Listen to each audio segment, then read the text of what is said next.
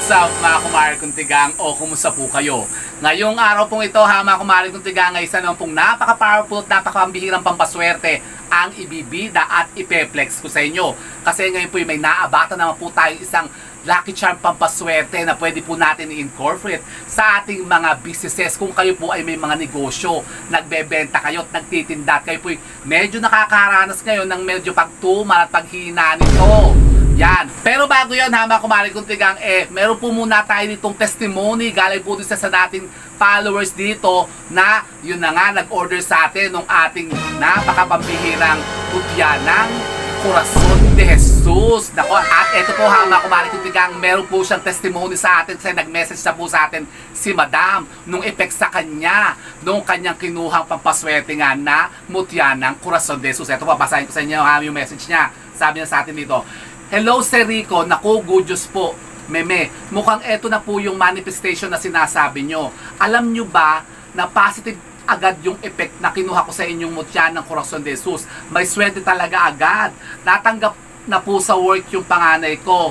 At dumami na naman po uli ang orders ko kahit may pa lang po, marami na po yung nagpe-place ng order sa akin ng bag at may paparating pang mga bagong PO.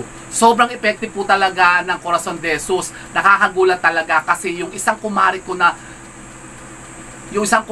pinapansin na po uli ako ngayon at parang umamo na siya sa akin." Hala. Siya yung sinasabi ko sa inyo na ayaw magbayad ng utang niya. Pag sinisigil, siya pa ang mataray. Ngayon po, ngumingiti na uli siya sa akin. O, di ba? At nakipag-usap na magbabayad na raw siya ngayong katapusan ng June. O, mabuti naman.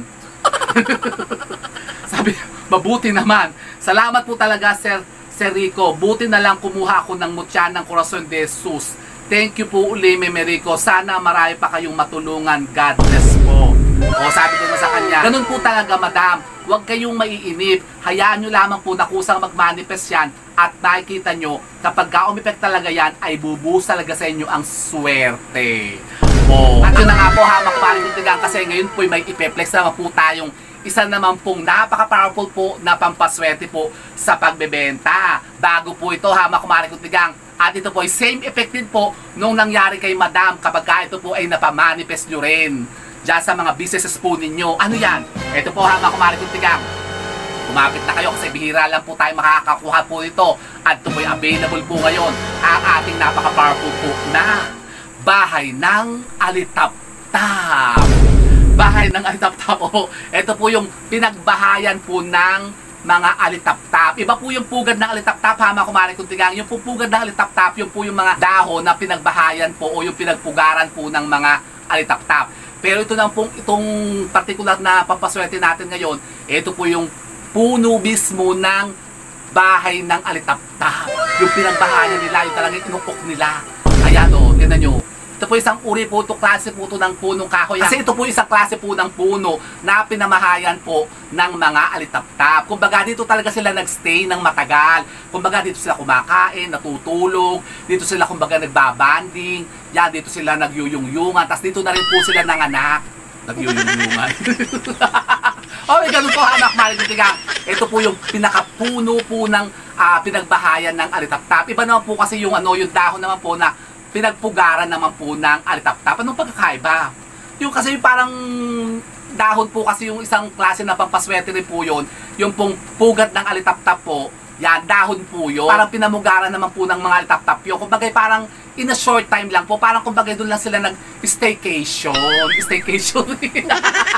Opo, kasi ito talaga yung bahay nila. Sa mga ganito po klase po ng mga puno na parang inukok, yung parang inanay bagat, dyan sila talaga nagstay, dyan sila tumira. At yun na nga po, ito po yung available po ngayon. At yun na nga, kung gusto nyo pong kumbaga makaabat ng sinasabing the same effect ng nangyari po kay Madam na talagang, ayun o, sinwerte agad po siya dahil doon sa ating ibinigay sa kanya namot siya ng Corazon de Jesus. Ito yung napakainap din po ha, mga kumare kong tigang, na pampaswerte sa mga negosyo, sa pagbebenta, sa pagtitinda. Kasi nako, kayo talagang pupugigiin ng napakaraming parokyano at kliyente po ninyo kapag meron kayo nito dyan sa mga tindahan po ninyo. Anong gagawin natin dito? Ito po ay isasabit yung lamang po dyan sa mga tindahan po ninyo, doon po sa harapan po ng mga pintuan ng tindahan nyo, o mismo sa mga cashier po ninyo, doon po sa tapat po ng mga pinaglalagyan nyo po ng benta.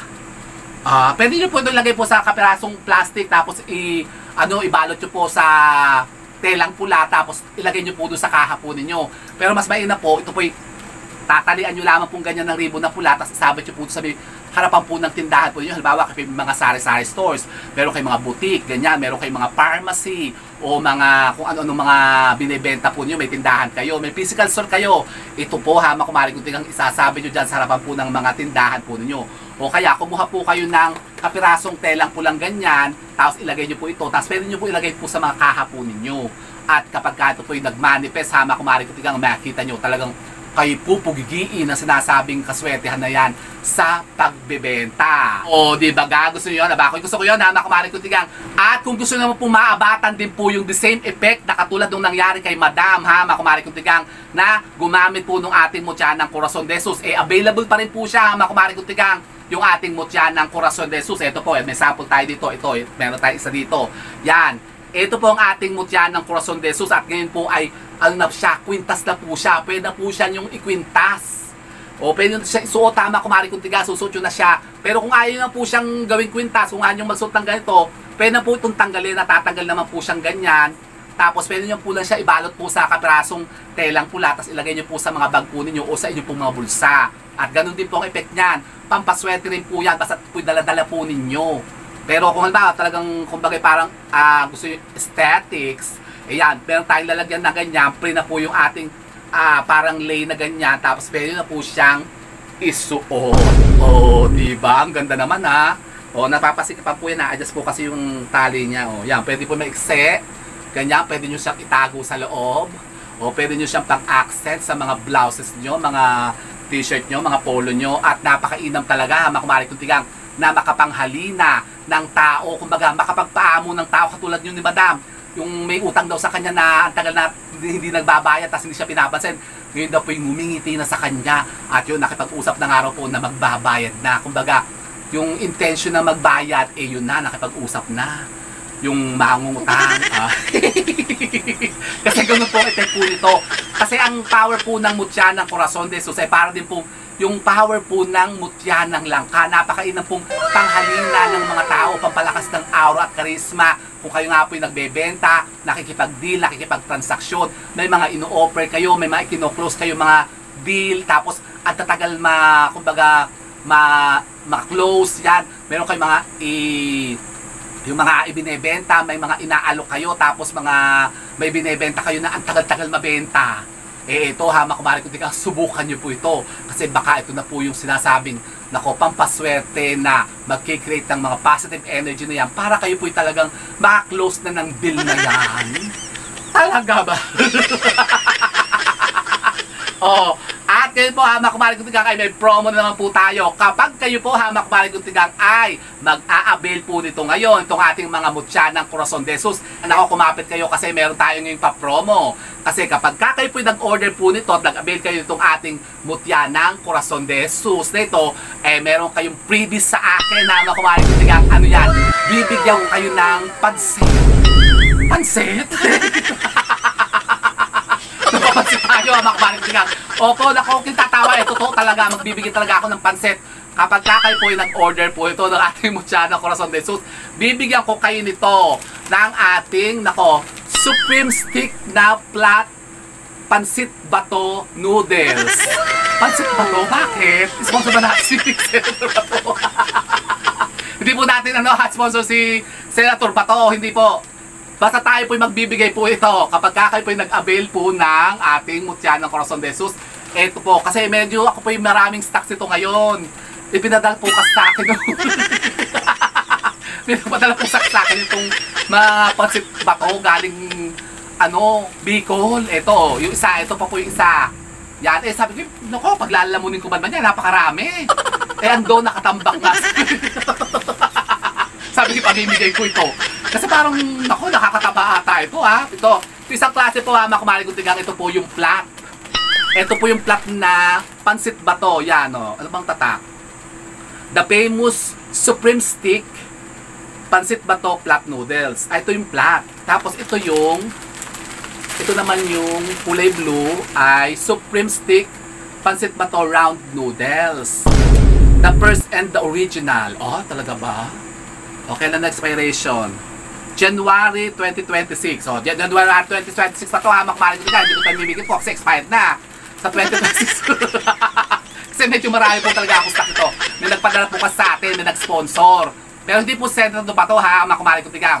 Yan, ito po ay ipapapromo natin ngayon kapag kayo po ay nag-avail po nito ng ating Mutya ng Corazon de Jesus, which is available po ngayon. Pero, ilan na lang ba yon? Limited na lang po ha, makamalit ko tigang. Meron pa po tayo ditong mga 8 ata o 7. Paunahan na lang po kung gusto nyo makatikim nitong napakasarap na the first and the original Pancit Bato galing ng Bicol. Kaya lang po ito po kapag lulutuin nyo medyo marami pong tubig kasi yun nga, Pancit Bato nga medyo matigas pero ang sarap, napakasarap ha, kahit yung ano lang ilagay nyo, yung hibi lang tapos patola, igisa nyo, lagyan nyo ng konting carrots, yan ay napakasarap, ulam na nasa bako nyo na madami. Ay nagluto nga ako kanina, ang sarap hindi siya maalat. Lagyan nyo ng magic sarap. Ito yung flat, ito po yung round. So ito po yung mamimigay tayo ngayon. Promo po ito. Ngayon po, pagka napanood nyo na po itong video na to, mag-place na agad kayo ng order ha, mga kumari kong tigang, at kayo po ibibigyan kayo ng free nito. Isang ganito po na Pancit Bato. Are you crazy? Are you out of your mind? Talaga ba? Opo ha, mga kumari kong tigang. So yun po ha, mga kumari kong tigang, sana po may napulta na mga bagong idea at kaalaman sa pag-akit naman ng mga bagong kaswertihan. And with that, mga kumari kong tigang, keep safe and God bless. Thank you for watching and don't forget to subscribe my channel. I know you like it. Don't forget to brush your teeth. Bye mga kumari kong tigang. So ito po mga kumari kong tigang, kung gusto nyo pong makatikim nitong napakasarap na Pancit Batong ito na, mag-order na kayo po nitong ating Mutya ng Corazon de Jesus. At kayo po bibigyan ko nito. Are you crazy? Are you out of your mind?